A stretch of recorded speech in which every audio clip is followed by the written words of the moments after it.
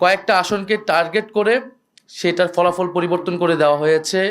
কেন্দ্রগুলোকে দখল করে সেই কেন্দ্রে জোর করে প্রশাসনকে ব্যবহার করে সেই ফলাফল পরিবর্তন করা হয়েছে। এখন যেই প্ল্যানের কথা আমরা শুনেছি, আমরা সেই প্ল্যানের একটা বাস্তবায়ন বা সেই প্ল্যানের একটা স্বরূপ কিন্তু এই নির্বাচনে আমরা দেখতে পাচ্ছি।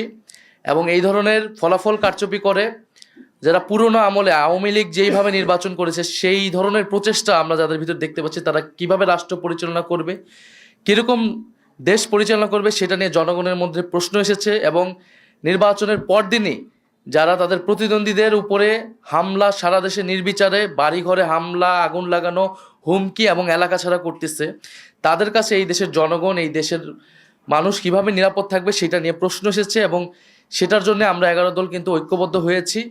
এবং ডক্টর শফিকুর রহমান বলেছেন স্পষ্টভাবে যে এটার জন্য রাজপথে নামার প্রয়োজন হলে আমরা সেটার প্রস্তুতি নিচ্ছি। কারণ এই দেশের মানুষকে, যারা 11 দলের পক্ষে নির্বাচনে কাজ করেছে, নেতাকর্মী সমর্থক, তাদেরকে হেফাজত করা, তাদেরকে রক্ষা করার দায়িত্ব আমাদের।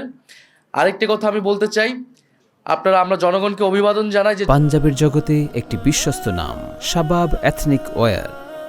জনগণ এত প্রতিকূলতার মধ্যেও 11 দলের পক্ষে ভোট দিয়েছেন, 11 দলের পক্ষে বিজয়ী হয়েছেন।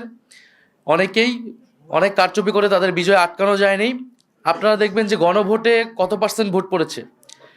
60% ভোট পড়েছে, 60+ ভোট পড়েছে। এই নির্বাচনে কিন্তু সুস্পষ্ট দুইটা পক্ষ ছিল, একটা সংস্কারের পক্ষ, পরিবর্তনের পক্ষ, যারা সংস্কার চায়, গণতন্ত্র চায়, চাঁদাবাজি বন্ধ করতে চায়, দুর্নীতি লুটপাটের বন্ধ করতে চায়, বিচার এবং সংস্কার চায়, আধিপত্য তো বিরোধিতা চায়। আরেকটি পক্ষ যারা পুরনো বন্দোবস্ত, পুরনো রাজনীতিকে প্রতিনিধিত্ব করেছে, যারা 72-এর সংবিধানকে চেয়েছে, যারা পুরনো যত ধরনের রাজনীতি আছে, যারা ঋণ খেলাপিদেরকে প্রশ্রয় দিয়েছে, যারা লুটপাট দুর্নীতি, সেই একই রাজনীতি করতে চায়। ফলে জনগণ ব্যাপকভাবে যেই 60%-এরও বেশি, 60+ সংস্কারের পক্ষে তারা ভোট দিয়েছে, সে একই জনগণ কিন্তু 11 দলের পক্ষেও ভোট দিয়েছে।